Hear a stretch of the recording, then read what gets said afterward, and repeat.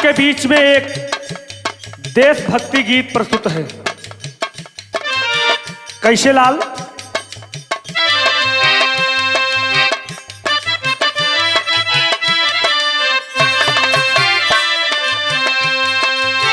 देशवा हमार सोने के चिड़ैया, देशवा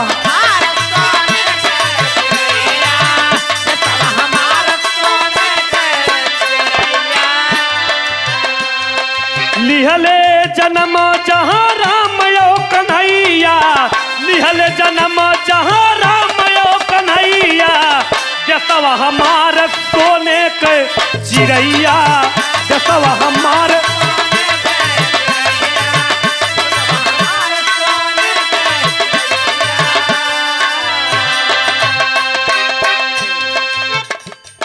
लिहले जन्म जहाँ राम और कन्हैया, पूरे विश्व में अर्थात हिंदुस्तान में और उत्तर प्रदेश की धरती ईश्वर ने पसंद की, जहां पर राम और आनंद कंद मुरली मनोहर का जन्म होता है। कहना है पहली लाइन में,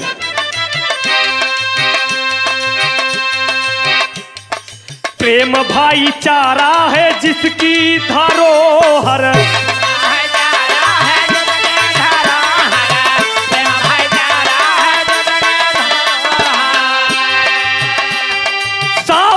बहार मिले कमल से सरोवर,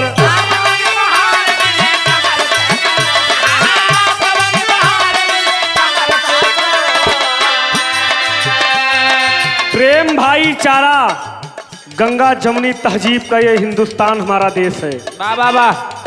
कहना है,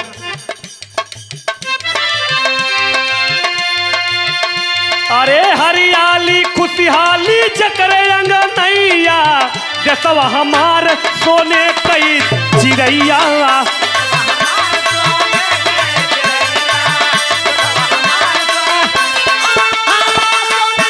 जय हो जिया मालिक।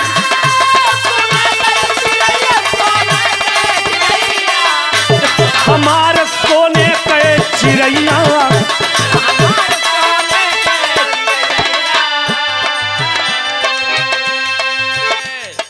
हरियाली खुशहाली जकरे अंगनैया, देशवा हमार सोने के चिड़ैया।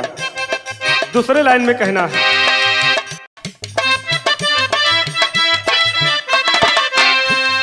लाल किला सुंदर शिला से बनल बा,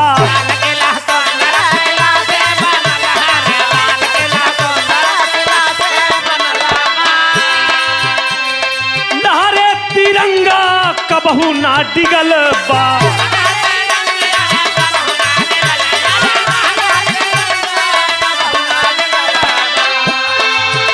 अरे रामायण गीता बचाई, अरे रामायण गीता बचाई उमर लड़ी कैया, देशवा हमारा सोने कई चिड़ैया,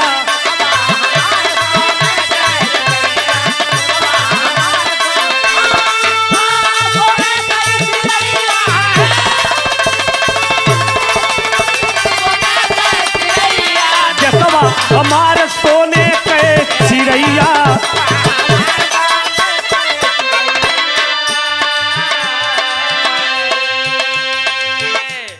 रामायण गीता बाचे उमर लड़कैया, देशवा हमार सोने के चिड़ैया।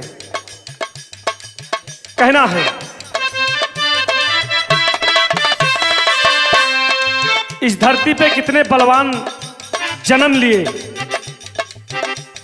हुए बलकारी क्रांतिकारी जवानवा,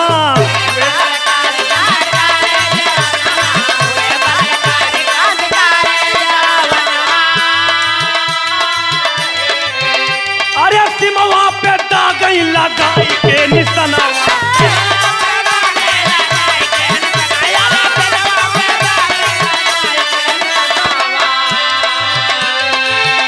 अरे मिले आशीर्वाद जहां, मिले आशीर्वाद जहां संत की अंगनैया, देशवा हमारा सोने के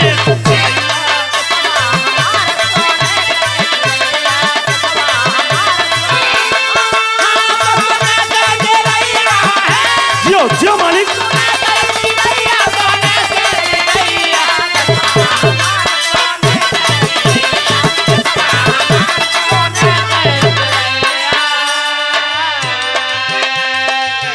इसी हिंदुस्तान में बाबू नागेश्वर दुबे और भगत सिंह जैसे क्रांतिकारी, चंद्रशेखर आजाद जैसे क्रांतिकारी नेता पैदा हुए और वीर पैदा हुए।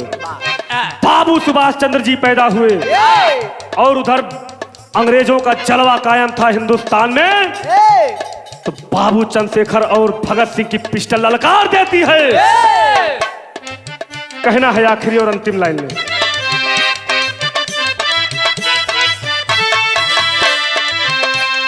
बिहारी गणेश राम लाल जी कई पानी,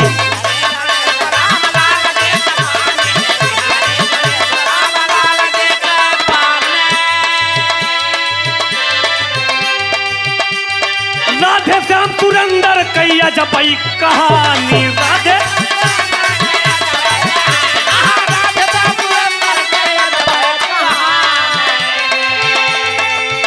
अरे कुंदन लाल गावई, कुंदन लाल गाँव कभी भारत के कभी तैया, देशवा हमारा सोने के चिड़ैया।